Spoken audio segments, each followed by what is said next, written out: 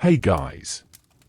Tonight, we'll be wandering through the winding alleys of medieval life, tracing a trail not marked by swords or banners, but by something far more intimate and overlooked. Body odor. You see, the people of the Middle Ages didn't have roll-on sticks, perfumed sprays, or shower gels waiting on a tiled bathroom shelf. Yet, their bodies still worked as ours do. They sweated, labored, and lived in tightly packed homes, bustling markets, and smoke-filled halls. And somehow, they managed. So how did they do it? What was their relationship to personal scent? Did they even try to mask it? Was odor shameful, neutral, or simply accepted as part of life? Tonight's story is gentle and unhurried. We'll begin with a quiet immersion into the rhythms of medieval daily life, what it meant to live, move, and smell in that world. Then, we'll meet figures both famous and obscure, learning how they navigated hygiene, custom, and class. We'll explore the curious remedies, perfumes, and powders people turn to when faced with pungent realities. And we'll even peek inside the scented spaces of kings and nobles, where odor became both a symbol and a weapon. All of this, wrapped in the soft cloak of time. So lay back. Let your breath slow. The past isn't in a hurry, and neither are we. Let us drift together, back to a world where rosemary masked more than roast lamb, and where the scent of survival clung to every thread of daily life. Imagine yourself in a small stone cottage. The thatched roof above your head rustles gently in the wind. The walls are thick, earth-chilled in winter and stuffy in summer. The air inside is tinged with smoke from the hearth, the faint aroma of yesterday's pottage, and something more intimate, the mingling scent of people, lived in and close. In the medieval world, scent wasn't just a passing thing. It was woven into the very fabric of existence. It lingered on woolen tunics worn every day for months. It clung to rough straw bedding. It nestled in corners of timber-framed homes where air rarely moved freely. Sweating, of course, was a constant. Physical labor dominated much of life, whether in fields, workshops, kitchens, or market stalls. Peasants toiled under sun and rain. Blacksmiths worked beside hot forges. Cooks stirred stews in narrow rooms where the air turned thick and heavy. But unlike our modern world, where freshness is commodified, sanitized, and expected, medieval people had a more complex relationship with scent. It was not simply that they didn't notice it. They did. Scent was deeply meaningful. But it was not always seen as a problem to be solved. In fact, many medieval people believed scent reflected the state of the soul. Odor could be divine or demonic. It could signal health or corruption. A pleasant scent was thought to indicate moral virtue, while foul smells were often seen as signs of decay, sin, or disease. This belief wasn't superstition alone. In a world with limited medical understanding, smell played a practical role. The miasma theory, the idea that disease spread through bad air, meant people paid close attention to smells, even if they interpreted them differently than we do today. But when it came to everyday body odor, the truth is far more grounded. Medieval people were aware of their own scent and others. They lived in close quarters, shared homes, beds, and spaces. Smelling others was inevitable, and a certain level of odor was simply accepted as part of communal life. Still, they had their ways of managing it. Linen shifts, soft undergarments worn beneath outer clothes, served as both modesty garments and sweat absorbers. These shifts were washed far more often than the heavier woolen garments worn over them. A clean linen shift might not stop someone from sweating, but it did keep the sweat from soaking into harder-to-clean clothing. Bathing was another tool, though perhaps not as rare as you might think. While full-body baths weren't daily affairs, people did wash. A basin and a cloth, warm water fetched from a pot, and a few quiet minutes could offer a sense of renewal.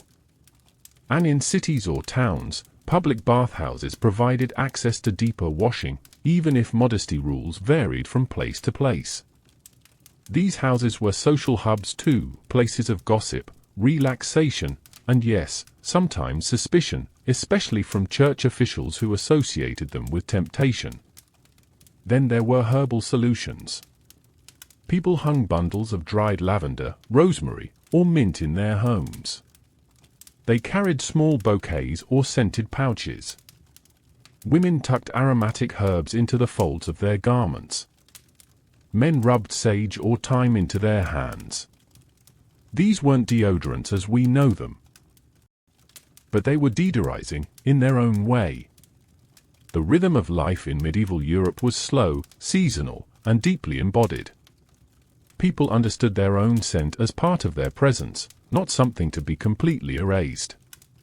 In monasteries, monks observed strict codes of cleanliness, washing hands, feet, and faces regularly. Some monastic orders had dedicated bath days, though full immersion might happen only a few times per year. Cleanliness was spiritual discipline, not luxury. For farmers, artisans, and traders, managing odor was more pragmatic. They washed when they could. They changed linen when they had enough. And they used what nature offered, herbs, smoke, and routine, to keep their bodies in balance with their world.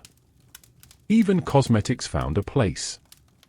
In certain regions, women, especially in urban settings, used powders or perfumes, often derived from resins, flowers, or oils. These weren't always affordable, but they weren't unknown. Smell, in essence, was not a private thing. It was a shared experience, woven through daily life, accepted and managed with the tools available. So as you lie there, listening to the slow hum of time slipping backward, imagine the quiet rituals of cleanliness, the wringing of cloth in warm water, the crushing of herbs between fingertips, the small bowl of scented oil kept beside a bed. In that world, scent was neither enemy nor obsession. It was simply a part of being. And with that thought, we gently prepare to wander onward, into the life of a woman who, centuries ago, carried a sachet of dried petals not as luxury, but as daily necessity. Now, let's drift into the chambers of someone far removed from the smoky cottages and crowded alleys of medieval towns. Imagine now the hush of stone halls, where footsteps echo softly across tiled floors, and the flicker of candlelight dances along tapestries stitched with distant battles and blooming gardens. Our figure tonight is Eleanor of Provence, Queen Consort of England in the 13th century and wife to King Henry III. Her world was draped in velvet and lined with fur, but like every person of her time, she too had to contend with the challenges of cleanliness and scent in a world before modern hygiene. Eleanor was born around 1223 in southern France, a region bathed in sunlight and filled with aromatic herbs that grew in wild abundance: lavender, rosemary, marjoram, thyme. From a young age, she would have been familiar with the practices of perfuming linens, infusing oils with crushed petals, and filling small sachets with crushed herbs to be tucked beneath her gown. In Provence, the use of fragrance had both cultural and practical significance. It was not only considered refined but also necessary. Southern Europe's warmer climate meant sweat was a near-daily companion, and aromatic remedies were a quiet part of every noble woman's upbringing. Eleanor likely learned early how to blend soothing mixtures from rosewater, lemon balm, and violet petals, gentle but powerful fragrances that became part of her personal routine. When she arrived in England at the age of around 12 or 13 to marry King Henry III, she brought more than her youth and royal lineage. She carried with her the customs, scents, and habits of a warmer, more perfumed court. Eleanor was known for her refinement and elegance, and her influence spread not just through politics, but through fashion and culture. Under her direction, the English court grew more cosmopolitan, adopting many Provençal customs, including those surrounding personal grooming. Among these changes was the growing popularity of rosewater, long used in the Islamic world and the Mediterranean. Eleanor reportedly helped normalize its use in England, not just as a culinary flavoring, but as a cleansing and perfuming agent for the skin. At court, Eleanor likely oversaw an entourage of ladies-in-waiting and servants who maintained her garments, prepared her bathwater, and managed her personal items, many of which were chosen specifically for their scent. Linen garments were aired in lavender-filled chests. Hair might be combed with brushes dabbed in herbal infusions. Beds were sometimes strewn with dried petals, and gloves or handkerchiefs were perfumed with musk or civet. Though these scents could be strong by modern standards, they were considered protective and beneficial. Many believed that pleasant aromas could repel illness. In times of plague or sickness, noble women would hold fragrant cloths or pomanders, small balls filled with spices and resins, close to their noses, hoping to keep harmful airs at bay. But Eleanor's practices weren't just about protection. They were about presentation and poise. At public events, banquets, and ceremonies, she was expected to represent not just herself, but the dignity of the English crown. Her appearance, and indeed, her scent, conveyed authority, grace, and distinction. Historical records from her time speak of costly imports, ambergris, frankincense, and attar of roses, making their way into royal treasuries. These substances were rare and valuable, but not frivolous. They were part of a broader worldview where scent could reflect divine favor, inner purity, or noble character. And yet, Eleanor's scented life was never far from hardship. She lived through wars, rebellions, and losses. Her children fell ill, her influence waxed and waned. Still, she maintained her identity, one shaped, in part, by her customs of refinement, care, and bodily ritual. By the time of her death in 1291, Eleanor had spent most of her life in England, but traces of her Provençal origins remained. Her court had changed the rhythm of English nobility, leaving behind echoes of perfume and delicacy that persisted long after her voice had gone quiet. So now, as you breathe slowly and deeply, imagine the gentle preparation of her bath, warm water scented with chamomile and lemon verbena. A handmaid stirs the basin, steam rising softly. Outside, the wind rustles through rose gardens. Inside, the queen reclines, silent, thinking, distant. She does not speak of deodorant. There is no such word yet. But she knows, instinctively, that scent matters. That how she is perceived, how she is remembered, is braided with how she smells, how she cleanses, how she carries herself. And in that quiet understanding, she becomes more than a queen. She becomes a woman, navigating a world without soap bars or sprays, yet rich with the means to soften, soothe, and sustain. We'll leave Eleanor now in the hush of her perfumed world and gently turn our attention to something more curious. Something less personal, more collective. What did people do when scent needed to serve many, when it had to carry across halls, sanctuaries, and sick rooms? It is time to explore the world of medieval herbal fumigation, dried petals, and ancient hygiene rituals not of queens, but of monks, midwives, and the public. A world where the air itself was treated like a healing balm. Imagine yourself standing inside a vast stone church. It is early morning. The sunlight filters through high, narrow windows, coloring the worn flagstones with stained glass hues. The air is thick and still, not unpleasant but dense with the mingled aroma of age, beeswax, old wood, damp stone, and incense. Sweet, spicy, and slightly bitter smoke drifts upward from a swinging censer, painting invisible trails that swirl beneath the vaulted ceiling. This is not simply a sensory indulgence. It is ritual, medicine, and mystery combined. In the medieval world, scent had deep symbolic meaning. It was tied to the sacred and the profane, the clean and the unclean, the living and the dying. People did not have deodorant, but they had ideas. And those ideas formed a powerful system in which odors shaped spiritual health, social status, and even divine favor. At the heart of this culture was the belief that good smells were good signs. Sweetness in the air was considered evidence of purity, virtue, or holy presence. The scent of sanctity, some believed, lingered around the bodies of saints, especially after death. The phenomenon was so widely described it had a name, odor of sanctity. Conversely, foul smells were seen as ominous, associated not just with decay, but with sin and corruption. The idea that the body's odor reflected the state of the soul ran deep. Monks and nuns recorded instances in which dying individuals exuded either foulness or fragrance, marking their spiritual condition at the end.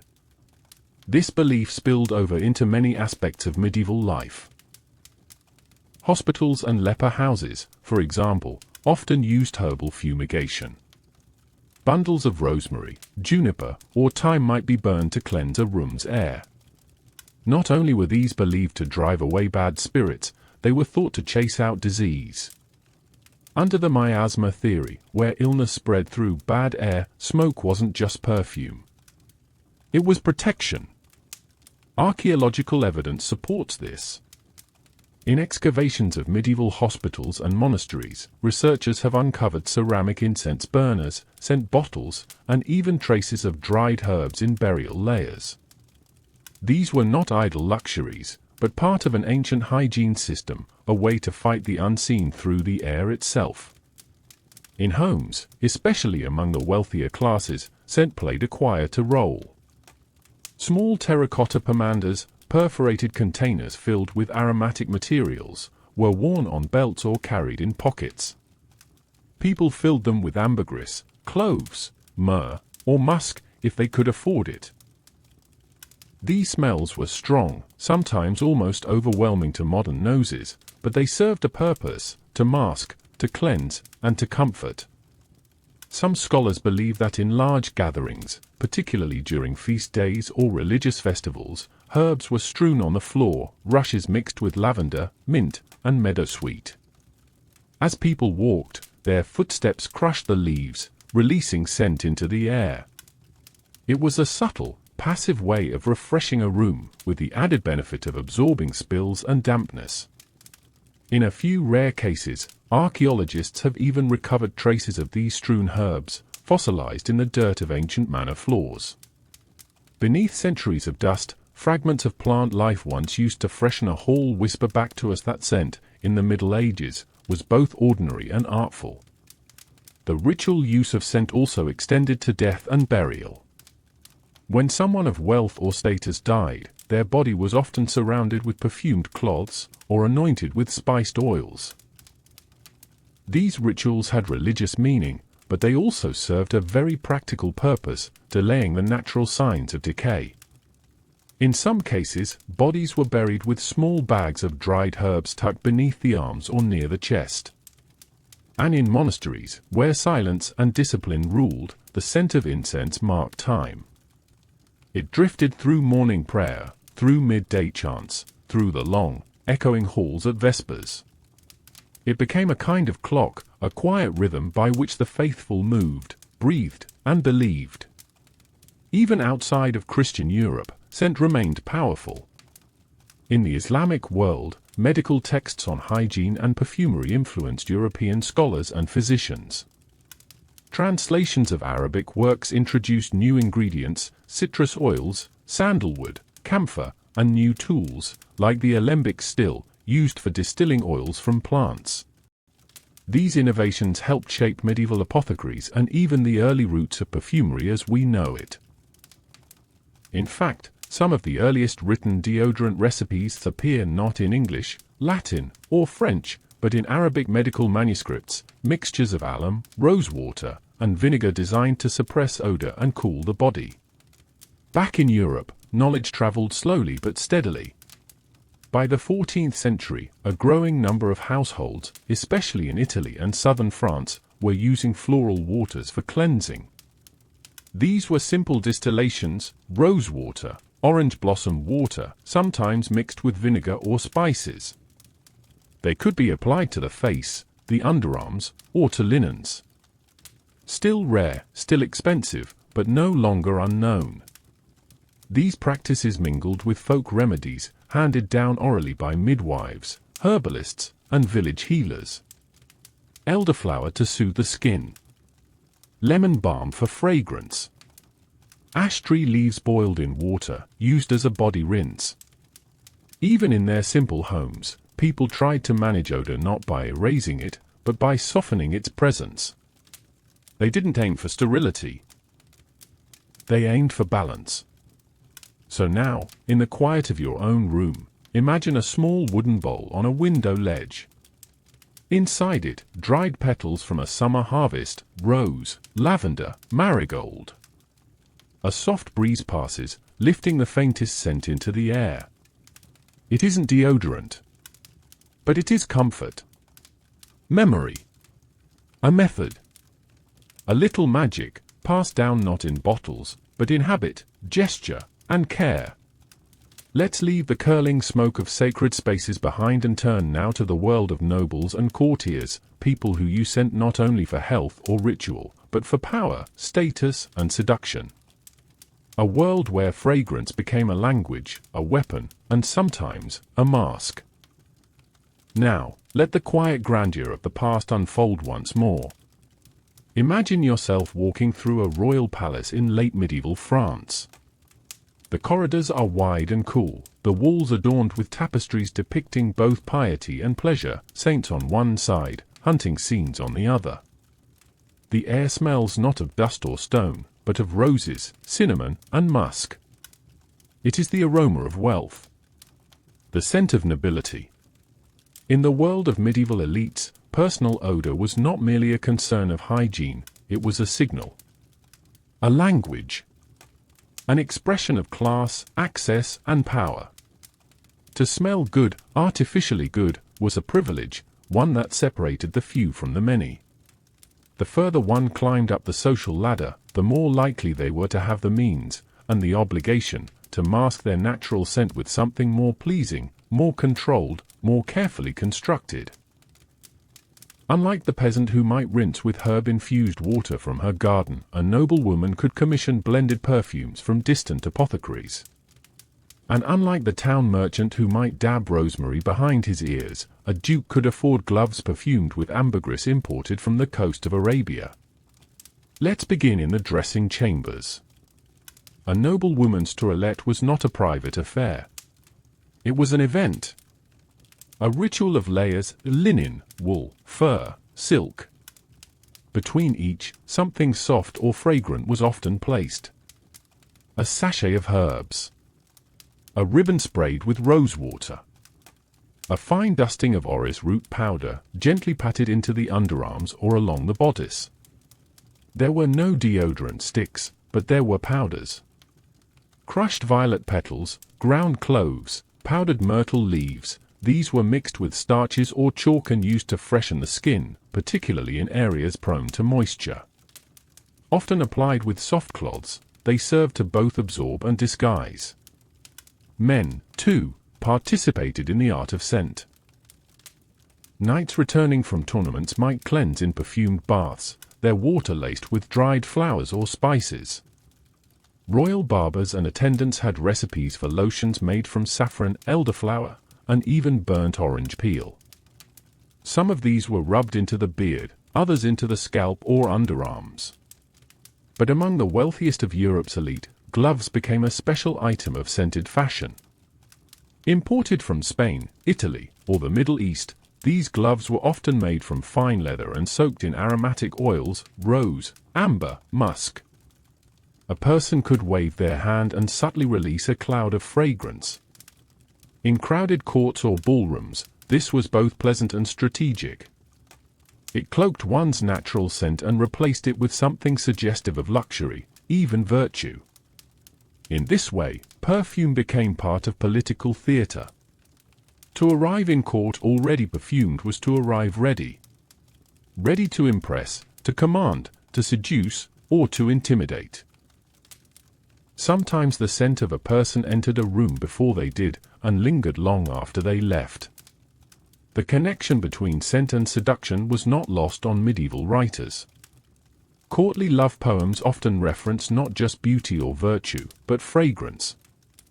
A lady's breath was compared to cinnamon. Her presence was said to sweeten the very air. And men wore pomanders or scented brooches with similar intention, to intrigue, to attract, to provoke imagination. In Italy, particularly in Florence and Venice, the 14th and 15th centuries saw a flourishing trade in imported spices and aromatics. These materials, like sandalwood, nutmeg, cardamom, and myrrh, were prized for both cooking and perfumery. Wealthy households had dedicated scent chests, filled with rare resins and oils, to be blended according to the season, occasion, or mood. Some nobles even commissioned custom blends, signature scents, if you will, that became part of their identity. Recipes were closely guarded, passed down in secret, or written in code. Just as a family might have a crest, they might also have a scent. Of course, scent was also a form of armor. Among the higher echelons of medieval society, bathing was sometimes avoided, not because of laziness, but because of fear. The belief that water opened the pores and made the body vulnerable to illness meant that full immersion was done sparingly. In place of washing, nobles used dry bathing, rubbing down the skin with cloths soaked in vinegar or scented wine, then dusting with herbs or powder. In this world, odor was managed more than removed. And yet, these practices reveal something deeper than mere cleanliness. They show how scent shaped identity, how it became a luxury good, a status marker, even a political tool. A perfumed garment could conceal a nervous sweat during negotiations. A fragrant veil could suggest innocence, elegance, or divine favor. Even the act of gifting scent, whether in the form of an oil, a sachet, or a pomander, carried powerful meaning. Between lovers, it was intimate. Between monarchs, it was symbolic. Between rivals, it could even be dangerous. There are tales, though difficult to confirm, of poisoned perfumes and sachets laced with noxious herbs. But far more common were the subtle wars of scent waged in court, who smelled of imported frankincense, and who smelled merely of soap and lavender. Who wore ambergris, and who could only afford bay leaf. So now, in the quiet of your room, imagine a young noblewoman standing before a mirror. A servant gently dusts her neck with a fine cloth scented with rose and crushed myrtle. Another braids her hair, weaving in a thread dipped in orange water. She is dressed, perfumed, poised, ready to face the court. Her body is as human as yours or mine. But her scent? That is a carefully curated message to the world. As we step away from the perfumed courts and private chambers of the elite, we return to a broader question: what happened when scent failed? What did people do when odor overwhelmed, when illness spread, when breath turned foul and sweat clung too closely? The answer, in part, lies in an unlikely place: the medieval physician's manual. It's time now to explore the strange and fascinating remedies that were prescribed not just for health, but for smell. Picture yourself seated on a wooden stool in a narrow room lined with shelves. Each shelf holds carefully labeled jars, some filled with dried herbs, others with viscous oils, powders, and curious stones. The light filtering through the small window falls upon a large wooden table, its surface scattered with mortar and pestle, feather quills, and scraps of parchment covered in looping Latin script. This is the workspace of a medieval physician, or perhaps an apothecary. And among the many ailments they treat, from fevers to fits, is one that rarely makes the history books: body odor. Though deodorant, as we know it, wouldn't appear until the late 19th century, medieval thinkers were deeply preoccupied with how the body functioned and how it smelled. They didn't separate health and scent. In fact, for centuries, they believed odor was a direct sign of internal balance, or imbalance. According to the dominant theory of the time, the humoral system, inherited from ancient Greek medicine, each body contained four fluids, or humors: blood, phlegm, yellow bile, and black bile. These were thought to control not only your health, but your temperament, digestion, and even the smell of your sweat. A person with too much black bile, for instance, might be melancholic and prone to bad breath. An excess of yellow bile? Possibly quick-tempered, with a sharp body odor. The solution? Adjust the humors through diet, herbs, and lifestyle. So what, then, did physicians recommend when someone complained of smelling not quite right? Let's start with internal remedies. One popular approach was dietary modification. Physicians might prescribe cooling, moistening foods to counteract heat and dryness, things like cucumbers, lettuce, soft cheeses, and plenty of spring water. Strong-smelling foods like onions, garlic, or fish were sometimes discouraged, believed to increase inner heat and produce more pungent perspiration. Wine infused with rose petals, or a tonic made from borage flowers, was thought to calm the blood and reduce both body odor and irritability. These concoctions were usually taken in small doses, sipped from ceramic cups after meals. For more persistent cases, the physician might turn to syrups and tinctures. A syrup of violet, lemon balm, or apple peel was sometimes recommended to sweeten the body's exhalations. Alternatively, infusions of sage, mint, and hyssop might be drunk warm in the morning, meant to tone the stomach and balance the internal temperature. But external remedies were equally, if not more, important. Many households, especially in towns and cities, kept small stores of home cleansing mixtures, often prepared by a local healer or midwife. These included vinegar washes, diluted vinegar, sometimes infused with rose, thyme, or lavender, used to wipe under the arms or along the back of the neck. Thought to both cleanse and cool. Alum powder, a naturally occurring mineral salt used to close the pores and reduce sweating. Crushed and mixed with herbs, it was applied to the skin in powder form, an early prototype of deodorant. Oak gall ointments, galls, lumps formed on oak trees, were dried and ground, then combined with oils to form a paste. This was dabbed onto problem areas to prevent excessive moisture and scent. In one manuscript from the 14th century, a London physician outlines a recipe for what he calls a charming water for dispelling foul humours, a mixture of marjoram, camphor, and vinegar, steeped for several days and strained through linen. Applied to the chest and armpits, it was said to refresh the noble spirits. But hygiene didn't always require medical intervention. People developed personal habits, rituals of cleanliness that became second nature. Washing with warm water infused with lemon balm or chamomile. Using cloth soaked in scented wine. Sprinkling fresh rushes with mint oil before laying them on the floors of bedrooms or guest halls. Even the act of combing the hair was medicinal. Physicians believed that gently drawing a comb through the hair, especially one made of ivory or polished wood, stimulated circulation and released trapped heat.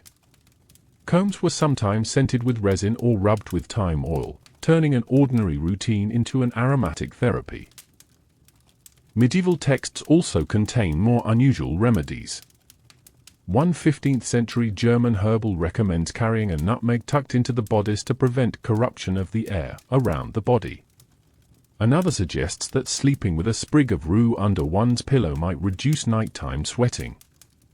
In rural villages, where physicians were rare, midwives and herb women filled the gap. These women, often trained by experience rather than formal schooling, handed down recipes from generation to generation, many of them centered on smell. They taught that a mixture of mint, vinegar, and elderflower could clean the underarms, that a bath of linden blossom once a week would keep the body balanced, that burning rosemary branches in the corner of a room might purify not just air, but spirit. It's tempting to imagine that these practices were naive or ineffective. But some of these treatments, surprisingly, have modern parallels. Alum remains in use today in some natural deodorants. Vinegar-based cleansing is still a home remedy. the use of essential oils for body care continues worldwide. Of course, these were far from perfect solutions. Not everyone had access. Not everyone could afford herbs or imported waters. And not all cures worked. But they represent a long, quiet human effort to feel comfortable in one's body, to avoid offending others, to manage sweat, to stay balanced, even without soap, shower, or spray. So as you rest, imagine again that little physician's chamber. The apothecary weighing rose petals on a brass scale. The soft crunch of crushed herbs beneath a pestle. The faint scent of vinegar in the air. All in service of a basic, timeless concern: how to live with one's own body. How to soften its edges. How to care for what cannot be changed, only understood. As we leave this world of mixtures and remedies, we prepare to enter a more philosophical space. A quieter, more internal world.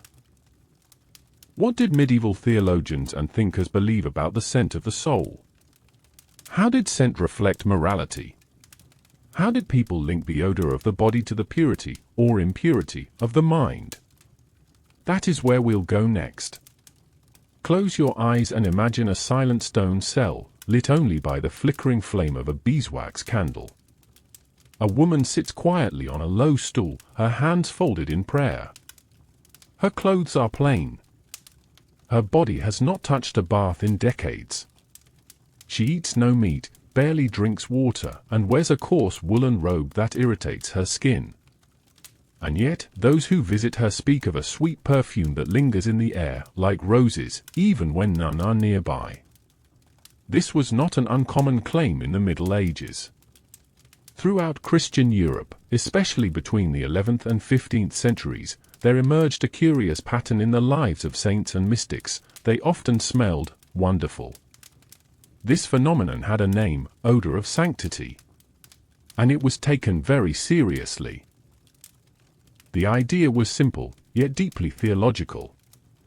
If sin corrupted the soul and body, making them both spiritually and physically foul, then purity, by contrast, would bring with it not only light, but fragrance. A holy person, completely surrendered to God, might actually emit a divine scent. This scent was said to be evidence of their union with the sacred, a perfume from heaven, granted as a sign of favor. It wasn't metaphorical. It was literal. Eyewitnesses described it in vivid detail. Let's take the example of Saint Catherine of Siena, born in 1347. She was known for her extreme asceticism. She rarely ate, slept little, and spent most of her time in prayer. Despite her fragile health and lack of hygiene, visitors claimed that her body gave off the smell of lilies and violets. Even after her death, her tomb was said to emit a delicate sweetness for many days. Or Saint Teresa of Avila, who lived in 16th century Spain but drew from the same medieval tradition. When she died, the room reportedly filled with a scent more fragrant than any earthly perfume. Her clothing and bedding retained the scent for weeks. And then there was Saint Francis of Assisi, whose deep love of poverty and nature was legendary. He embraced lepers, lived outdoors, and owned nothing. Yet witnesses described an inexplicable fragrance that clung to him, especially during moments of prayer or ecstasy. Why did this matter? In a world without regular bathing, where foul smells were everywhere, the idea of a body that smelled holy was powerful. It wasn't just about cleanliness, it was a signal of divine approval, a sign that this person had transcended the physical and was no longer bound by earthly decay. In fact, during the canonization process, the formal declaration of sainthood, the presence or absence of odor at the time of death was sometimes taken as a piece of evidence. If a body failed to rot, or emitted a sweet aroma, it strengthened the case for sanctity. Of course, not everyone accepted these reports without question. Some skeptics, even in the Middle Ages, argued that the so-called odor of sanctity might come from herbs or oils secretly applied to the body. Others suggested that starvation and fasting, common among mystics, might change body chemistry, producing unusual scents. Still others chalked it up to emotional suggestion. People wanted so badly to believe in holiness that they imagined the fragrance. But for believers, these explanations missed the point. The odor wasn't about science. It was about symbolism. In theological writings of the time, the body was both a temple and a battleground. It was the site of temptation, sweat, disease, and death. But it was also where grace could be made visible. The body, when sanctified, could become radiant and fragrant. It was proof that holiness wasn't only a matter of spirit. It touched the skin. It entered the breath. It perfumed the air. Some mystics even wrote about smelling divine fragrances during visions or ecstatic experiences. The 12th century abbess Hildegard of Bingen, a polymath who wrote on medicine, music, and theology, described spiritual scents in her visions, fragrances that could not be explained by any earthly source. She believed these divine aromas were a kind of spiritual music for the nose, a way for the soul to sense God's presence. This intersection between body and spirit, scent and sanctity, remained deeply embedded in medieval thought. It affected how people prayed, how they buried the dead, even how they remembered the holy. Churches and monasteries burned incense during services, partly to mask odors, but also to create a symbolic cloud of holiness. Myrrh, frankincense, and lavender were the most popular, chosen not only for their pleasantness but for their biblical associations. When saints' relics were moved from one site to another, a common event in the Middle Ages, crowds would gather, eager to catch a whiff of this sacred aroma. There's even a fascinating detail in some hagiographies, the biographies of saints, where the scent was said to travel ahead of the body, announcing the presence of the holy long before arrival. In a world where most bodies were defined by odor, of sweat, of toil, of illness, the idea of a body that defied decay, that smelled not of flesh but of flowers, was deeply moving. It promised more than piety. It promised transformation. That even in an age of filth and rot, something pure could emerge. That the body, so often a source of shame or discomfort, could become a vessel of grace. That heaven might leave its calling card not in thunder or flame, but in perfume.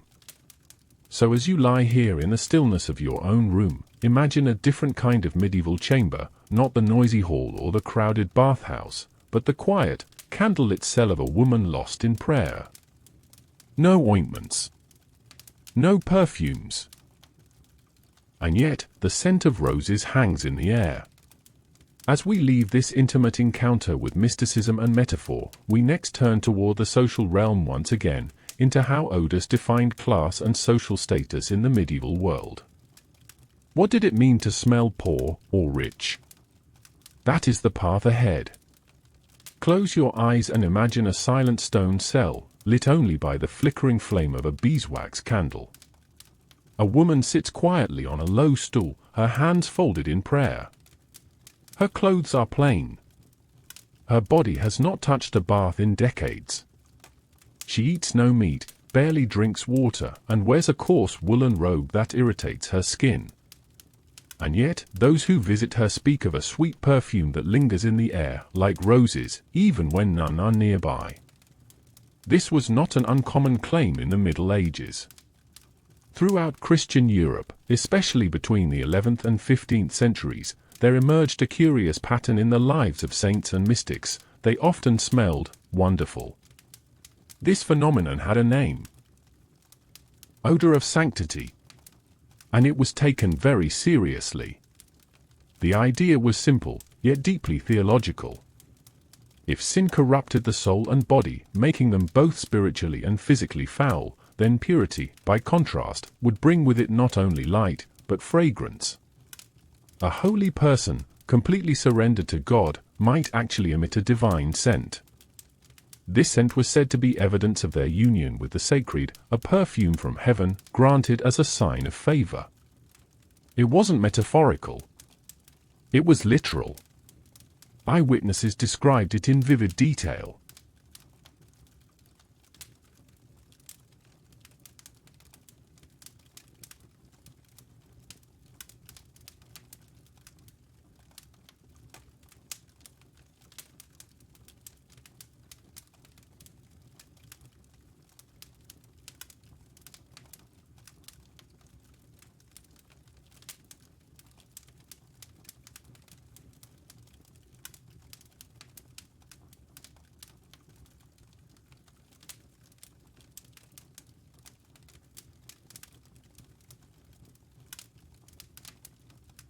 Now let's drift through the winding alleys and soaring towers of a medieval town, not through its buildings or its banners, but through its layers of scent, each one clinging to a different rung of society's ladder.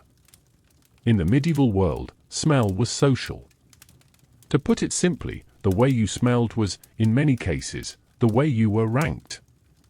Let's begin with the aristocracy, those who lived in castles and manor houses, perched on the highest points of both the land and the social scale.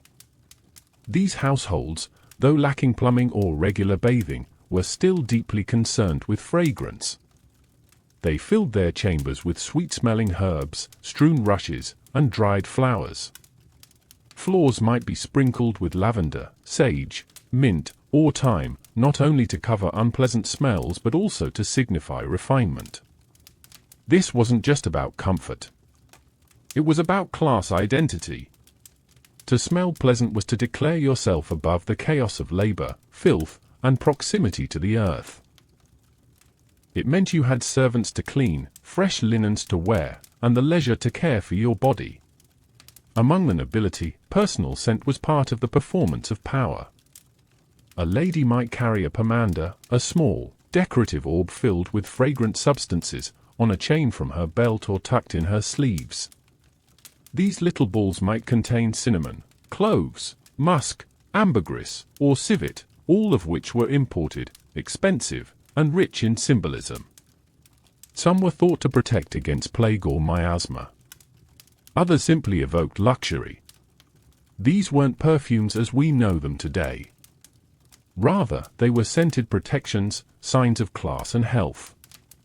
Even kings and queens, who rarely bathed in water, were surrounded by layers of fragrance. Their clothing might be infused with herbs or stored with flower petals. Their halls burned scented resins in long ceremonies. Their beds were perfumed, their gloves treated with aromatic oils.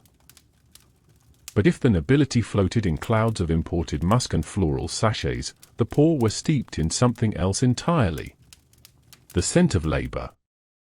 The lower classes lived and worked in close contact with animals, mud, sweat, and smoke. Their homes were rarely ventilated, their clothing was seldom washed, and their lives were deeply entangled with the byproducts of manual work. Fishermen smelled of brine and guts. Tanners reeked of urine and animal skins. Dyers worked with lye, feces, and fermented plants. Bakers carried the constant aroma of yeast and ash. And peasants, of course, smelled of the fields, of damp soil, of hay, of the same clothes worn day after day after day. These weren't individual failings. These were occupational identities, made flesh through odor. And the divide was more than physical. It was cultural. In medieval literature and courtly romance, the scent of the peasant is mocked, sometimes even feared. The refined knight or noblewoman wrinkles their nose at the commoner. Even in theology, odor often stood in for morality, sweet smells for virtue, foul ones for sin or ignorance. There was an unspoken but deeply embedded belief: to smell bad was to be bad, or at least to be closer to the animal and further from the divine. But it went further. Odor was also used to enforce boundaries. Let's imagine a market square. The nobleman arrives on horseback, the perfume of his gloves and the rosemary on his doublet announcing his presence before he speaks a word. The townsfolk part. Not just because of his title, but because he smells different. His scent becomes a barrier, a mark of otherness, as effective as any fence or seal. In churches, this divide persisted. The upper class paid for private pews or chapels. They were closer to the incense, further from the poor at the back, those whose bodies carried the odors of farm, forge, and fishery. Even in death, the class-based smell divide endured. The rich were buried with balsams and spices. Their bodies were embalmed or placed in stone tombs, sometimes within church walls. The poor were laid in mass graves, unwashed, quickly covered, and forgotten. Their remains returned to the earth, but their smell lingered, feared for its association with disease and spiritual uncleanliness. And yet, there were exceptions, cases where odor refused to follow the rules. Some nobles, despite their wealth, stank terribly due to illness or decay. Some laborious, thanks to clean rivers or herbal washes, managed to carry a surprising freshness.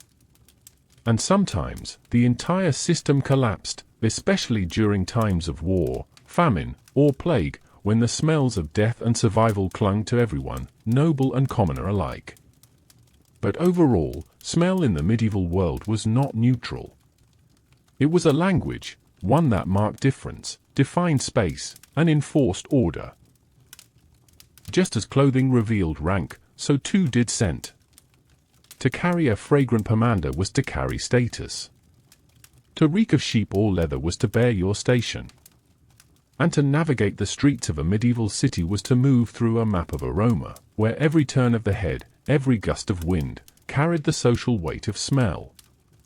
As you settle into this idea, this world where scent was social currency, let your thoughts float gently to our next exploration, the relationship between health and hygiene, and how doctors and medical texts interpreted body odor as a clue to disease, mood, and even fate.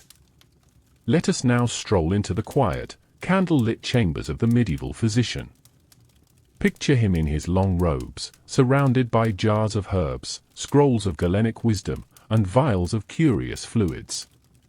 Here, smell was not just a nuisance, it was a diagnostic tool, a window into the body's inner world. Medieval medicine was deeply rooted in the ancient humoral theory, passed down from the Greeks, especially Galen and Hippocrates. This system proposed that the body was governed by four humors: blood, phlegm, yellow bile, and black bile. Health depended on their balance, and when one or more fell out of proportion, illness followed. Now, what does this have to do with smell? Everything. A body with unbalanced humors was believed to emit foul or unnatural odors, from the breath, the sweat, the urine, even the stools. Physicians were trained to detect these smells and interpret them as signs of underlying conditions. For instance, a sour or vinegary odor might suggest an excess of yellow bile. A sweet or fruity scent, oddly enough, could indicate internal rot or fever. The smell of decay from a wound might hint at the corruption of the flesh. Rank or acrid breath might be blamed on too much black bile or a disturbance of the spleen. Doctors would literally sniff their patients. It was not uncommon for a physician to lean in close, nostrils flaring, to detect the scent of disease. They might request a cloth the patient had slept on, or a sample of urine or sweat. Even stools were examined closely, their appearance, texture, and smell carefully noted in handwritten ledgers. And this wasn't just guesswork. To the medieval mind, the body and the world were porous, and smells passed freely between them. If the environment smelled foul, such as during a heat wave, after a flood, or near a cesspit, then disease could enter through the nose and corrupt the body. This is the idea of miasma, the belief that bad air, literally pollution in Greek, caused illness. Thus, cities and homes took smell seriously, not for comfort, but for survival. Burning herbs like rosemary, juniper, and frankincense was believed to purify the air. During plagues, people clutched nosegays or wore beaked masks filled with aromatics, both to block out the stench of death and to ward off the illness itself. Let's pause and imagine a plague doctor walking through the streets. His long black cloak rustling, his mask shaped like a bird's beak, stuffed with cloves, rose petals, and camphor. Every breath he took passed through these perfumes, an olfactory armor against contagion. But miasma didn't just float through the streets, it lurked in the body itself. Certain smells were believed to indicate not only physical illness, but moral failing. A woman with offensive breath might be suspected of gluttony or lust. A man who sweated foully could be thought slothful or weak-willed. Even the dying had their own smell, the odor of sanctity for saints, and a distinct stench of sin for those presumed damned. Some saints were said to give off the scent of roses or lilies upon death, despite not having washed or been embalmed. their miraculous smell was taken as a sign of divine favor. On the other hand, the stench of decay, if it came too early or too strongly, was seen as suspicious, even damning. It was as if the soul's guilt was leaking through the skin. Midwives, too, were taught to smell. A woman in labor might be examined by scent to detect infections or complications. The discharge after birth, called lochia, was carefully sniffed and studied. If it smelled too sharp, too fishy, or too sweet, it could indicate danger. In monasteries, monks wrote manuals for caring for the sick that included lists of odors to watch for. They prescribed scent-based treatments, infusions of herbs, aromatic oils, baths in scented water, or inhaling vapors from crushed plants. But not all odors were unwanted. Some were prescribed deliberately, as a kind of therapy. Patients might be urged to breathe in sweet-smelling smoke or rest near a flowering garden. Physicians might prescribe a walk by the sea or a stay in a pine forest, not for fresh air as we think of it today, but for the curative power of aroma. Even mental illness had its smells. Melancholy, associated with black bile, was thought to have a musty or damp odor. Treatments might include smelling oranges, bathing in rosewater, or sleeping on lavender-stuffed pillows. In all this, we see the same belief, over and over, that scent was not just a sensation, it was a channel, a means of diagnosis, protection, and healing. Today, we diagnose through blood tests and scans. But in the Middle Ages, a learned nose was often the sharpest tool a doctor had. As you reflect on this, let your thoughts drift back in time once more, not to a healer's chamber, but to the great festivals and holy days, where the scent of incense, roasting meats, and sweaty bodies mingled in a heady, overwhelming brew. A celebration of life laced with the unmistakable smell of medieval celebration. Imagine waking up in a medieval town on the morning of a great festival. The sun rises slowly over cobbled streets. Church bells ring out through the crisp morning air. From all corners of the village and countryside, people begin to gather. Peasants in coarse tunics, merchants with brightly colored wares, clerics, musicians, jugglers, even nobles in fine dress. It is a day of celebration. But it is also a day of overwhelming smells. Let's walk together through a medieval fair, not with the nose turned away in disgust, but as an eager explorer of its many scents. First, we approach the market square, the heart of the celebration.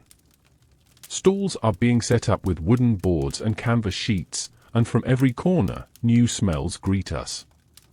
The butcher's booth is already crowded. The raw scent of fresh meat, mutton, pork, or goose, hangs heavy in the morning air. Some of it is still bloody and warm, recently slaughtered. Flies buzz lazily, and dogs loiter hopefully nearby. Meat was a rare treat for most medieval people, and a day of fare might be one of the few times they could afford even a small cut. Just next door is the fishmonger, and here the aroma is stronger still. Barrels of salted cod, herring packed in brine, and eels coiled in baskets exude their own pungent notes. Some fish are fresh, others are days old, their eyes clouded, their smell sharp with rot. Spices waft in from another stall, cinnamon, cloves, nutmeg, and saffron, often too expensive for the common folk but irresistible to the wealthy. Their fragrance cuts through the denser smells, sweet, woody, almost magical. And then there's the cheese stand, where aged rounds of dairy have been ripening for weeks. Some are soft and creamy, others hard and crumbly. Some cheeses smell faintly nutty, while others are downright overpowering, sharp and earthy, filling the air with a tang that pinches the nose. Beside them are bakers, their carts full of warm bread, sweet honey cakes, and mead-soaked pastries. These smells are comforting, homey, yeasty, sometimes smoky from the clay ovens nearby. But not all scents are pleasant. The streets are lined with open drains. Children run barefoot past piles of horse dung, stray cats crouch beside gutters filled with old wash water, and near the edge of the square, a farmer has dumped a cart of manure to be sold for fertilizer. The odor clings to everything, blending with the finer smells into a potent, ever-shifting cloud. Now, follow the sound of music and laughter. A puppet show has begun. A traveling juggler tosses flaming clubs into the air. A dancing bear performs in the square, its handler sweating in the sun. The bear itself smells of fur, earth, and wildness, and the handler, who likely sleeps rough on the road, smells just as strong. Children dash past with sticky hands, clutching apples coated in honey, which draw bees as well as admirers. Ale is being poured by the barrel, and the smell of yeast, malt, and sour foam drifts from every tavern door. Men laugh loudly, mugs sloshing. As the day heats up, so do the bodies. Sweat begins to rise from the crowd, the scent of unwashed linen, leather, and skin baked under woolen tunics. If you push toward the churchyard, you'll catch the distinct odor of incense, burned continuously during feast days.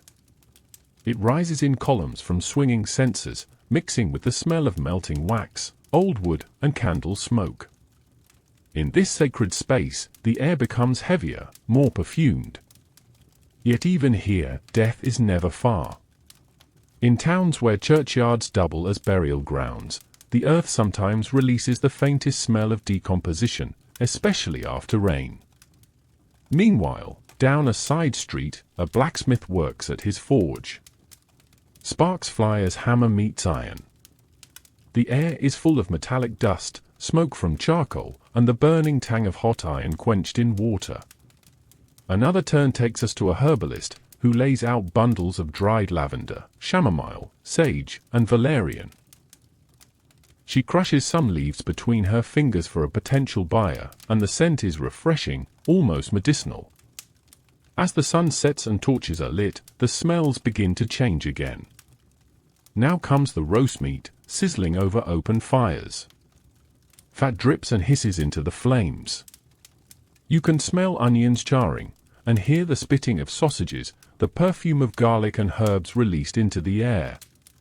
Nearby, a group of singers begins a round of chants. A beggar coughs behind a pillar. Someone vomits into a ditch after too much wine. This is the medieval festival, alive with joy, filth, food, music, and odor. It is both glorious and grimy, sacred and profane. No scent is alone, they all blend, shift, and mingle, carried on the breeze, clinging to cloaks, haunting the alleys. To live in the Middle Ages was to experience life through smell, not just in private spaces, but in public celebrations, festivals, and feasts. The nose was not merely a passive observer. It was a full participant in medieval life, constantly alert, reacting, remembering. And so as the festival winds down, and the last torches flicker out, the scents linger in the air, and in memory. A rich, aromatic record of life in a world without deodorant, without refrigeration, without even the concept of neutral air. Just as with sound and sight, the smells of the medieval fair told stories. They whispered of what was cooking, what was dying, what was holy, and what was happening right now.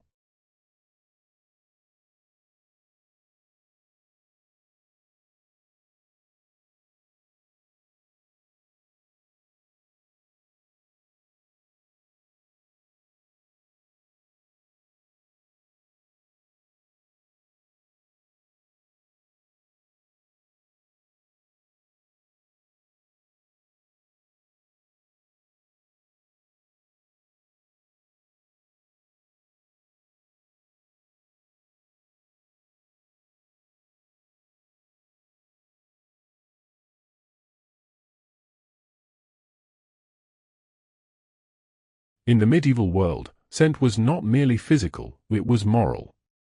The air one breathed could carry more than perfume or rot. It could carry signals of spiritual health or corruption. In monasteries, churches, and even law courts, the smell of a person or place was taken as a sign of deeper truths. Let's begin in the monastery, where monks kept rigorous schedules of prayer, study, and labor. Cleanliness was prized not only for health but for holiness. The scent of incense, used during Mass, wasn't just for ambience. It was believed to carry prayers upward, to waft them toward heaven. Frankincense and myrrh, resins brought from distant lands, were valuable, sacred, and highly symbolic. In these sacred spaces, odor was treated almost like divine music, the sensory offering to God. But odor also had a darker side. Foul smells were believed to indicate spiritual rot, a sign of sin, death, or even the presence of demons. The devil, according to some chroniclers, had a stench so horrific that even the holiest of saints could be driven to illness by it. And human sin, especially sexual sin, was thought to create real, physical odors. Clerical texts describe how prostitutes were believed to exude a corrupting smell, not just perfume or sweat, but something more carnal, something that lingered. Bathhouses, often associated with illicit behavior, were watched not only for their activities but for the odors they produced. Where perfume was used to mask immorality, it could be suspect in itself. This belief even extended to bodily fluids.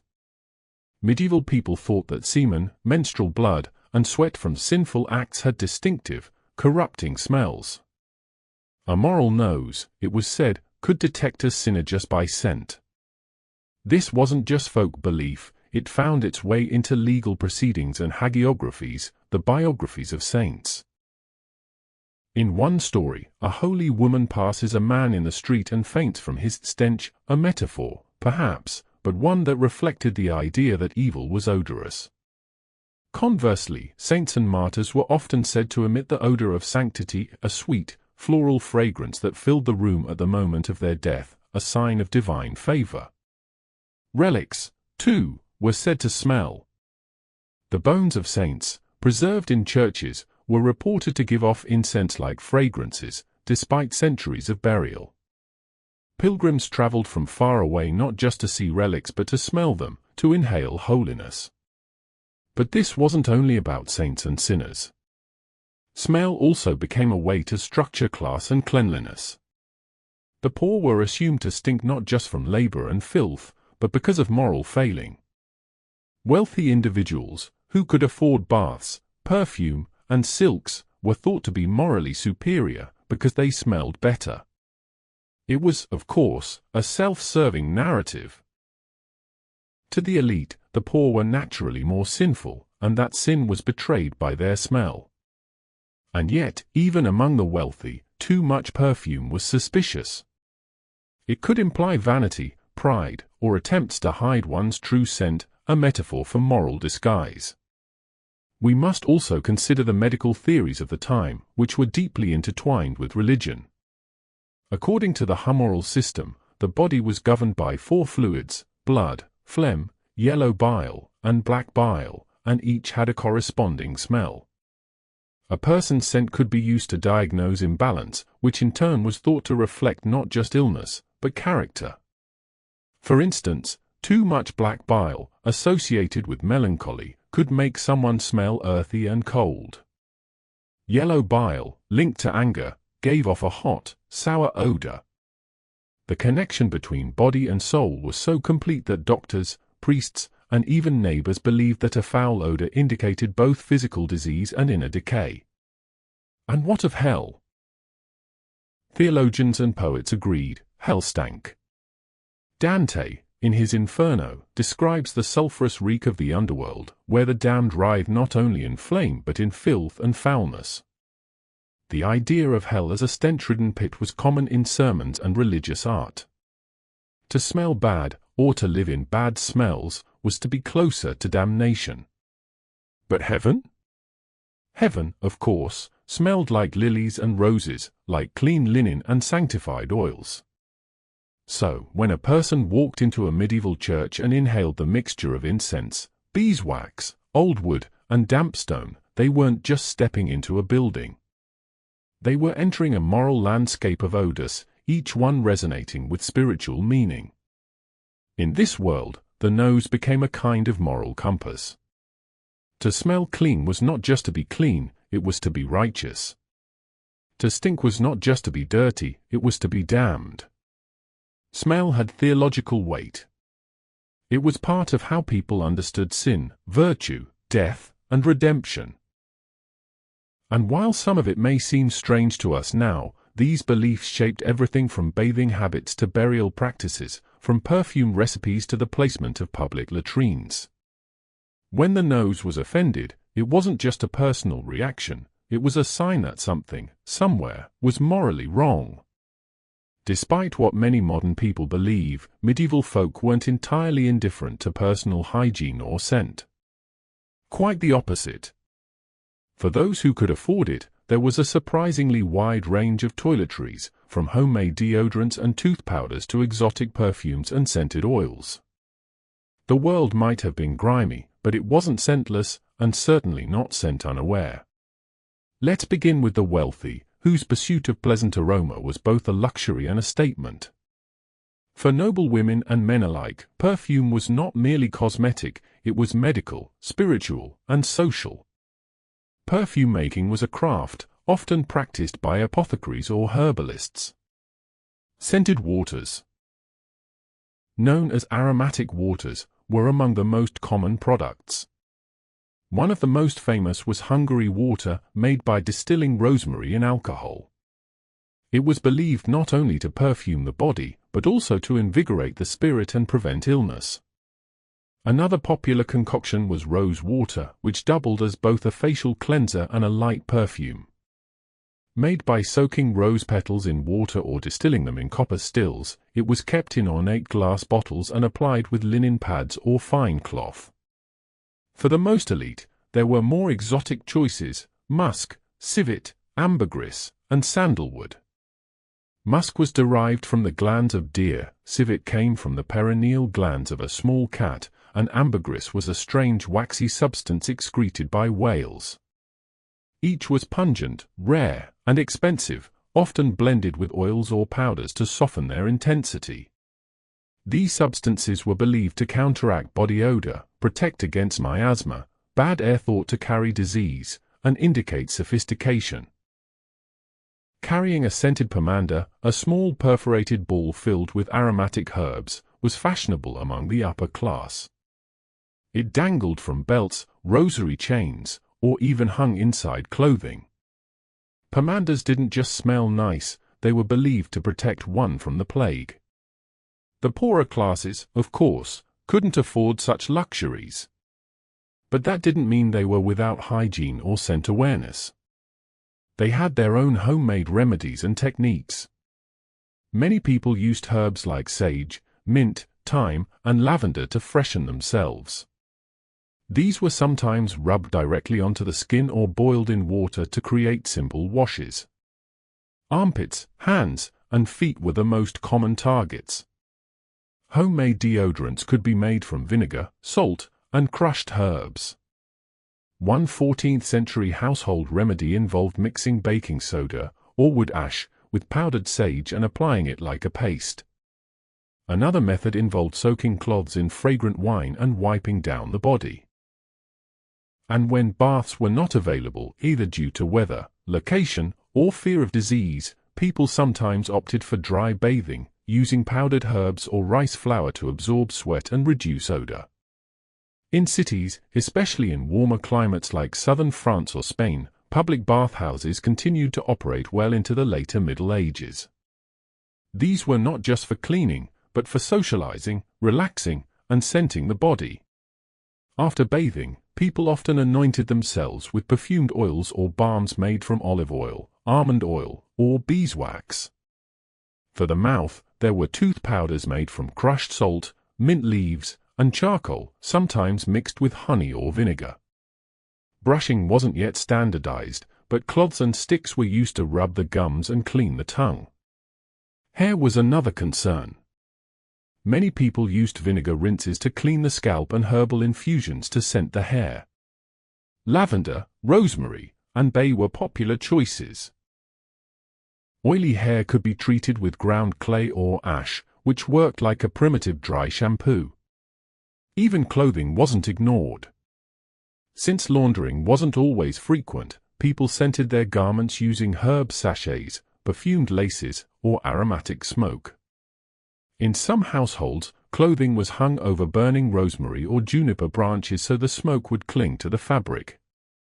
And yet, for all these efforts, the line between fragrant and foul was razor thin. A person might spend a fortune on perfume, but still be accused of trying to hide sin or mask disease. Too much scent could be taken as vanity. Too little, as sloth. For this reason, people walked a careful path, especially women. A noble woman might perfume her gloves, her hair, even the ribbons of her bodice, but if she smelled too alluring, rumors might follow her. Men, too, use scent, especially in the form of spicy, musky pomades, which were applied to the beard or mustache. Some even perfumed their armor before tournaments. A knight who smelled like musk and sandalwood was said to have both courage and courtliness.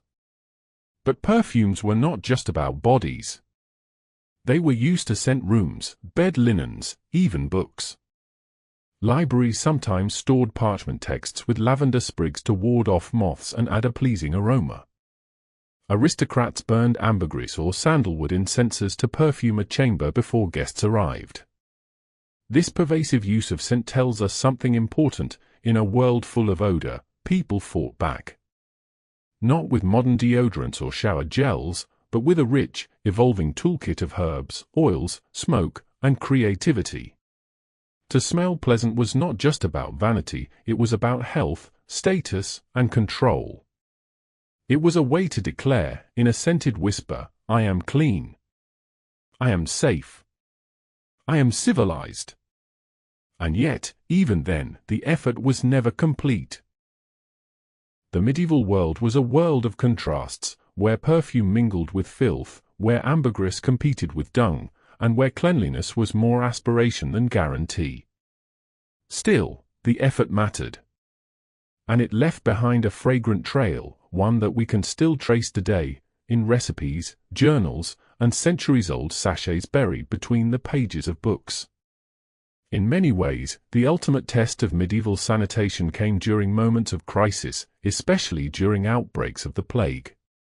While medieval people had varying ideas about cleanliness in everyday life, everything changed when death crept into the streets, carried not only in rumor, but in the stench of decay. Let's step back into the mid-14th century, into a city like Florence, London, or Paris during the Black Death. The plague swept through Europe with terrifying speed, killing up to 60% of the population in some regions. No one was prepared, not socially, not spiritually, and certainly not hygienically. Bodies piled up faster than they could be buried. In narrow city alleys, corpses sometimes lay for days, exposed to the sun, rats, and dogs. Priests and undertakers were overwhelmed. The once bustling streets became eerily silent, broken only by the sound of carts carrying the dead and the desperate wails of survivors. But what does this have to do with sanitation? Everything. The medieval theory of disease, known as miasma theory, held that illness was caused by bad air, or corrupted vapors that arose from rotting organic matter. This meant that smell wasn't just unpleasant, it was dangerous. The worse something smelled, the more likely it was to be deadly. In response, people waged war against stench with whatever tools they had. City officials ordered the streets to be cleaned more frequently, though they often lacked the manpower to do so. In some cities, fines were levied on people who dumped waste outside their homes or allowed animals to die in the streets.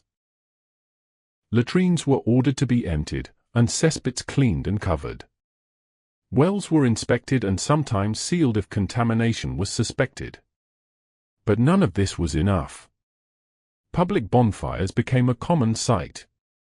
These were not for warmth or celebration, but for purging the air. City leaders burned wood, spices, herbs, and even sulfur in hopes of cleansing the miasma. In some cases, they filled streets with the smoke of juniper branches or rosemary, hoping to form an invisible shield of safety. Those who could afford it carried nosegays, or posies, small bundles of fragrant herbs, flowers, or cloth soaked in vinegar, held under the nose to filter the air. This, in fact, is one of the origins of the rhyme "Ring around the rosy," a whispered echo of plague-era practices. Physicians wore beaked masks, stuffed with strong-smelling substances like cloves, cinnamon, camphor, and myrrh. These masks, combined with long robes and gloves, weren't simply dramatic costumes. They were crude hazmat suits, designed to fend off bad air and, therefore, disease. Civic sanitation laws tightened. In Florence, laws were passed that barbers must sterilize their razors and dispose of hair clippings in specific areas. In London, butchers were required to keep their offal away from populated quarters. Tanneries and latrines were sometimes moved outside the city walls, despite the inconvenience. Yet for many, sanitation became survival theatre, a set of rituals that gave comfort in the face of the inexplicable. No amount of rose water or swept streets could stop the plague, but people needed to feel they were doing something. For the church, plague was a punishment from God. For physicians, it was a corrupt imbalance of the humors. For the public, it was a cloud of poison they had to smell and sweep away.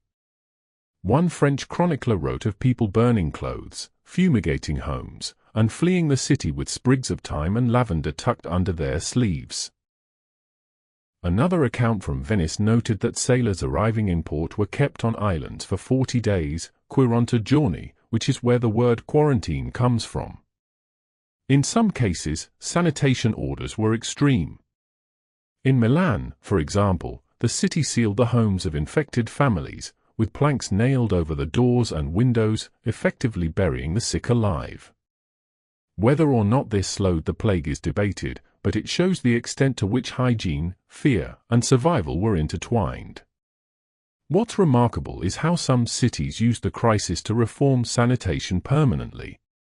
After the plague, many municipalities began investing in better drainage, creating official waste removal teams, and issuing new laws about water access and latrine placement. In places like Lübeck and Bruges, public officials even began keeping detailed records of cesspit inspections, fines, and water testing, early forms of public health monitoring. People started paying closer attention to personal cleanliness, too. If unwashed clothes or foul air could bring death, then washing, even symbolic washing, offered a sense of control.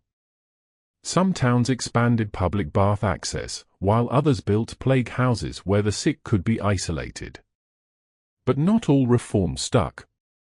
When the fear passed, many towns slid back into bad habits, and the memory of the stench faded until the next outbreak came.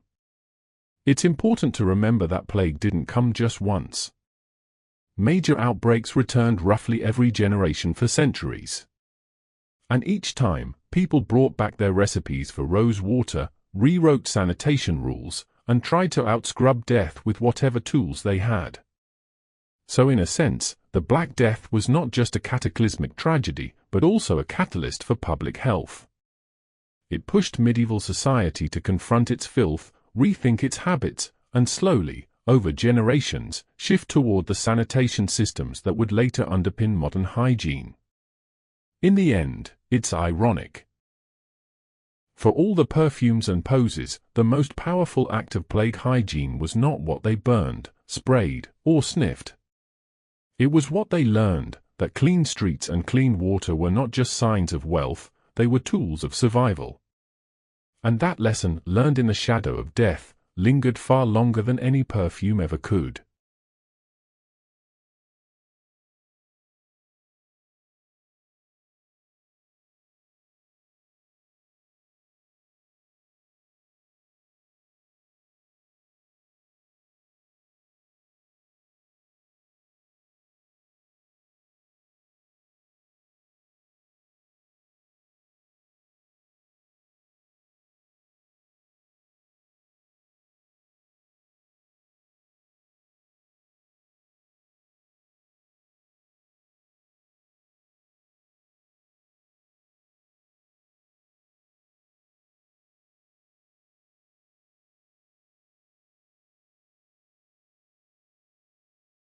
As we journey deeper into the medieval world, it becomes increasingly clear that cleanliness was not just a matter of health, it was often a matter of faith. In a time when science and religion were deeply intertwined, notions of purity, filth, and washing were rooted in spiritual significance as much as in physical reality. Let's begin with a basic truth of medieval life. Most people believed that cleanliness of the body was connected to cleanliness of the soul. This connection wasn't merely metaphorical. In fact, many medieval Christian rituals incorporated washing as an act of spiritual preparation. Before entering church, monks and clergy often washed their hands and faces in designated stone basins called lavabos, located just outside monastic refectories or chapels. The idea was not to wash away germs, germ theory hadn't been conceived, but to symbolically cleanse sin and impurity before prayer. The sacraments, too, reflected this symbolic hygiene. Baptism, the central rite of initiation into the Christian faith, involved washing in holy water, sometimes by sprinkling, sometimes by full immersion. The act was deeply physical and spiritual at once, believed to remove the stain of original sin. In monastic communities, especially among the Benedictines and Cistercians, there were strict rules about washing. While daily baths were not common, monks were often expected to wash their hands regularly, clean their feet before bed, and maintain general bodily cleanliness. This was part of an ideal of orderliness, discipline, and humility, core monastic values. For example, the Rule of Saint Benedict, written in the 6th century and still influential in the Middle Ages, advised monks to bathe regularly when ill, and allowed for more frequent washing for the young and infirm. In many abbeys, communal bathhouses were built, complete with hot water, towels, and even special days set aside for bathing. But religious cleanliness went far beyond the body. The Church also shaped the spaces in which people lived and died. One of the reasons that public bathhouses declined in later medieval centuries was a growing concern, especially among moral reformers, that such places encouraged immorality and temptation. Bathhouses, once seen as places of health and social gathering, became, in some eyes, too closely associated with sinful behavior, especially as mixed-gender bathing gained popularity in certain regions. Yet paradoxically, other religious groups embraced washing with fervor. For instance, in the Eastern Orthodox Church, there was a strong tradition of ritual purification, both personal and architectural. Churches were washed and cleansed for major holy days, and fasting or penance often included forms of bodily self-care. Medieval Islamic societies, too, placed a high value on cleanliness, so much so that it was written into daily religious obligation. 5 times a day, Muslims performed wudu, the ritual washing before prayer, cleaning the hands, mouth, nose, face, arms, head, and feet. Full body purification, called ghusl, was also practiced after certain events like menstruation or intercourse. These practices had enormous implications for medieval sanitation infrastructure in the Islamic world. Cities like Cordoba, Baghdad, and Cairo developed sophisticated bathhouses, water delivery systems, and public fountains to support these rituals. By comparison, European Christendom's approach to hygiene was less structured, but still deeply moralized. In Christian Europe, bodily odors were sometimes interpreted as signs of spiritual corruption. The scent of saints, for example, was believed to be miraculously sweet. The phrase, odor of sanctity, comes from this idea that truly holy people, even in death, would emit a pleasant fragrance instead of the usual stench of decay. It was said that when Saint Teresa of Avila died, the smell of roses filled the room. On the other end of the scale, lepers and the unclean were often seen as spiritually suspect, even cursed. Leprosy wasn't just feared because of its physical effects, it was a mark of divine punishment in the eyes of many. Lepers were forced to live apart from society, wear bells to signal their approach, and often underwent public rituals of exclusion that mirrored excommunication from the church. And yet, religion could also provide compassion. Many hospitals, founded by religious orders, offered the sick and poor access to bathing, fresh linens, and clean environments. Not for their comfort alone, but because caring for the body was seen as a way to honor God. Some saints even embraced filth as a form of penance. Stories abound of medieval hermits who refused to bathe or change their clothes, choosing to live in physical squalor to prove their devotion and humility. Saint Francis of Assisi, who is often remembered for his kindness to animals and joyful simplicity, reportedly avoided washing as a rejection of worldly vanity.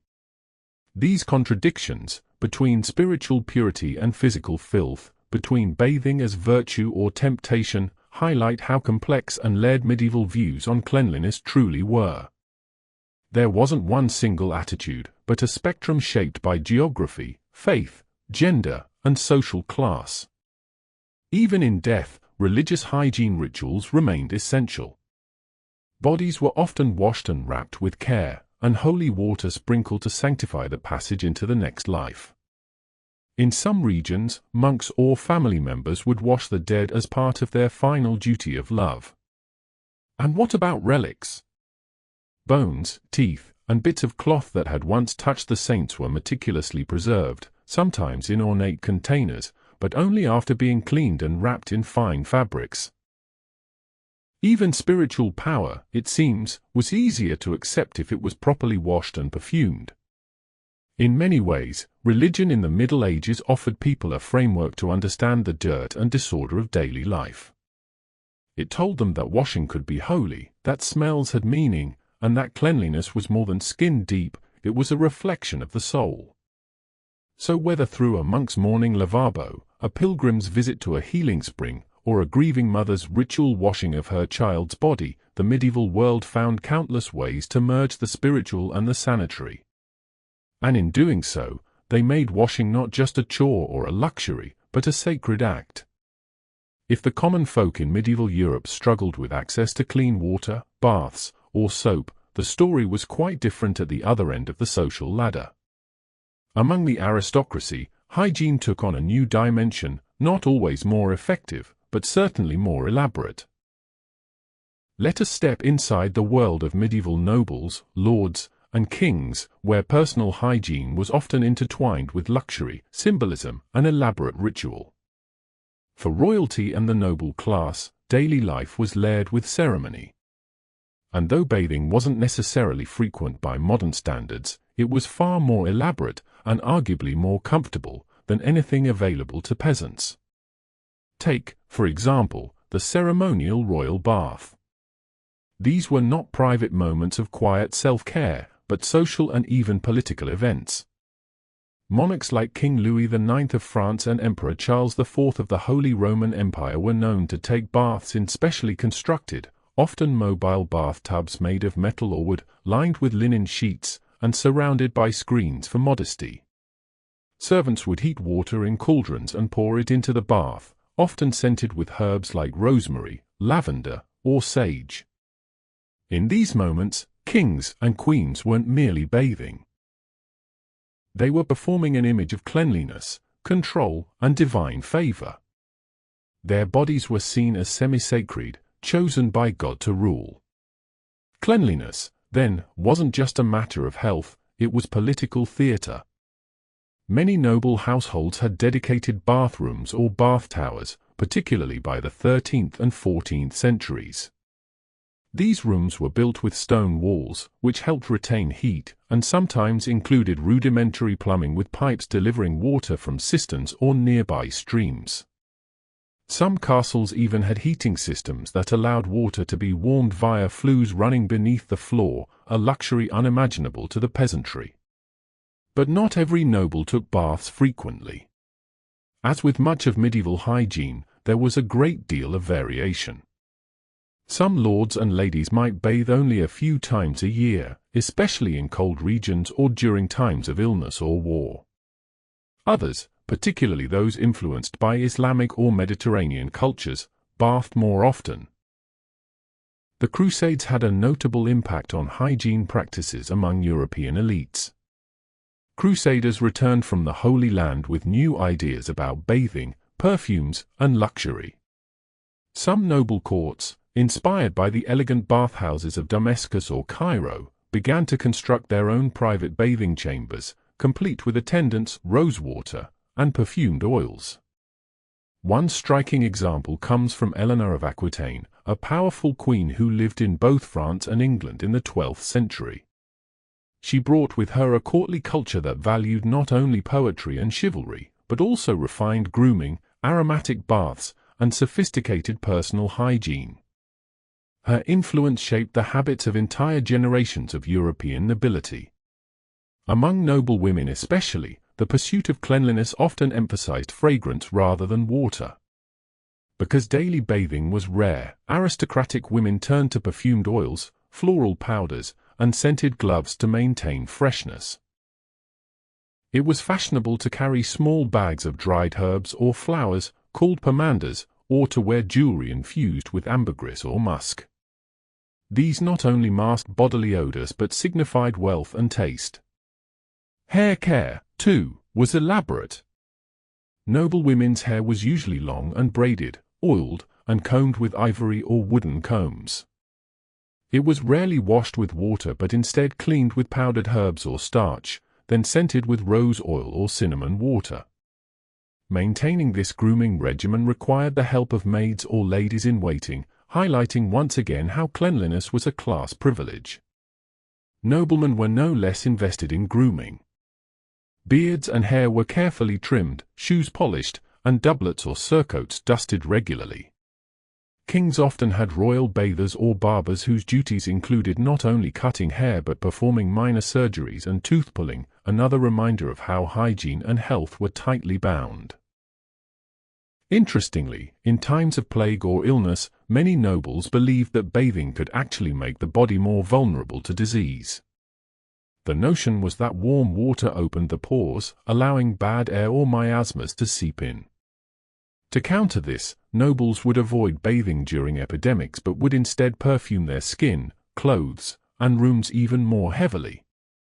They would burn aromatic herbs, wash their hands in rosewater and vinegar, and press scented handkerchiefs to their faces while walking outdoors.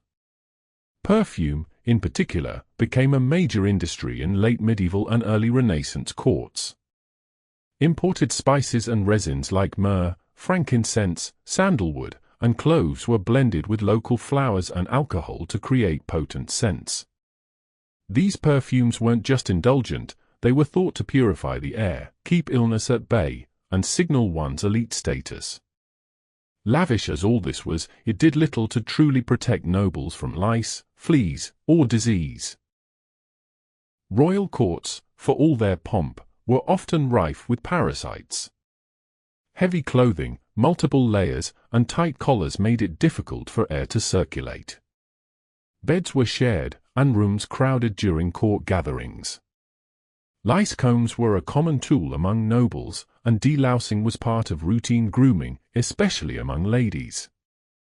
Yet despite the limitations, the upper classes of medieval Europe had far greater access to clean fabrics, warm water, soaps, and specialized grooming tools than the average person. Their hygiene practices may not have been entirely effective by modern standards, but they reflected a world where purity, appearance, and class were deeply intertwined. And perhaps more importantly, these rituals of cleanliness helped reinforce the social order. To be clean, perfumed, and well-groomed was to be noble. Dirt, odors, and roughness were left to the lower classes. It was a world where the bath could be a symbol of refinement, a mark of God's favor. Or, just as easily, a source of suspicion and sin. For the nobility, cleanliness was not just a practice. It was a performance. As we bring this journey to a close, it's worth pausing to reflect on the extraordinary complexity of hygiene and cleanliness in the Middle Ages, a time when ideas of health, purity, and social order were deeply rooted in culture, faith, and environment. Today, when we think of being clean, we often think of hot showers, toothbrushes, scented soaps, and the assurance that modern science stands behind our habits. But for people living in medieval Europe, cleanliness was never so straightforward. It was not just about removing dirt, it was about maintaining one's moral character, warding off invisible forces of disease, and demonstrating obedience to religious and social expectations. For the peasant, staying clean meant something entirely different than it did for the king. If you were a farmer in 13th century England, cleanliness might mean washing your hands before meals, rinsing your feet at the end of a long day in the fields, or scrubbing your tunic in the stream once a week. You likely didn't bathe often, not because you didn't want to, but because water was cold, labor was endless, and the few possessions you had to last through years of hard use. Your body was seen as part of the natural world, exposed to the elements, to dust, mud, and animal smells. Cleanliness was a fleeting state. If you were a monk in a Cistercian monastery, your approach to hygiene was shaped by scripture and rhythm. Cleanliness was next to godliness, yes, but bathing too frequently might be seen as vanity. Washing the hands, rinsing the mouth, and shaving the tonsure were all done not just for comfort but for spiritual discipline. Cleanliness, here, was sacred, but restrained. If you were a wealthy noblewoman, your daily rituals might involve scented gloves, floral powders, braided hair cleaned with lavender oil, and the careful use of linen garments to protect the skin from grime. A bath, if taken, would be arranged with great ceremony. Yet even you, with all your luxury, might fear that water opened the body to illness, or that perfume was your best defense against the foul miasmas of the world. And if you were a physician, your understanding of cleanliness would be deeply entangled with ancient theories of the four humours, astrological alignments, and the quality of air. Washing might be recommended, or discouraged, depending on the patient's temperament, the season, or the movement of the stars. Water was both healer and hazard. We've explored how urine was used as a tool of cleaning, how linen shirts served as primitive sponges, how castle toilets dumped waste onto unlucky passers-by. We've seen how people used ashes, sand, herbs, vinegar, and even animal fat to scrub, soak, or scent their skin. These methods might strike us today as unscientific or unpleasant, but they reveal a world doing its best with what it had, shaped by necessity and imagination. We've also seen how ideas of sin, cleanliness, and morality were tightly bound. The dirty body was sometimes seen as sinful, but the obsession with bodily purity could also be condemned as prideful or vain. It was a delicate balance, especially in a time when poverty, labor, war, and disease were constants. And we've glimpsed how different regions treated hygiene. In Islamic cities like Cordoba and Damascus, people bathed regularly in grand communal bathhouses. In Paris or London, streets overflowed with filth. But even there, people washed hands, scrubbed pots, changed linens, and sought out perfumes or herbal cures. It's easy to think of the medieval world as irredeemably dirty, populated by unwashed peasants and lice-infested nobles. But the truth is far more nuanced. Medieval people cared deeply about cleanliness, in their own way. They built bathhouses, wrote hygiene manuals, prayed for protection from disease, and developed surprisingly clever ways of keeping themselves and their homes clean. Their world was one of limited resources, but also great creativity. And while their methods may seem outdated, their goals, to feel comfortable, to appear presentable, to stay healthy, and to be seen as good, are strikingly familiar. In a world where soap was expensive, warm water was a luxury, and scientific knowledge was evolving, medieval people managed to forge systems of hygiene that were both practical and symbolic. Whether bathing in streams, scrubbing with ashes, perfuming with lavender, or purifying with prayer, they adapted, endured, and believed. So, next time you step into a steaming shower or casually toss your laundry into a washing machine, take a moment to remember the people who came before. People who, without modern science or conveniences, still tried, each in their own way, to be clean. Not just in body, but in soul.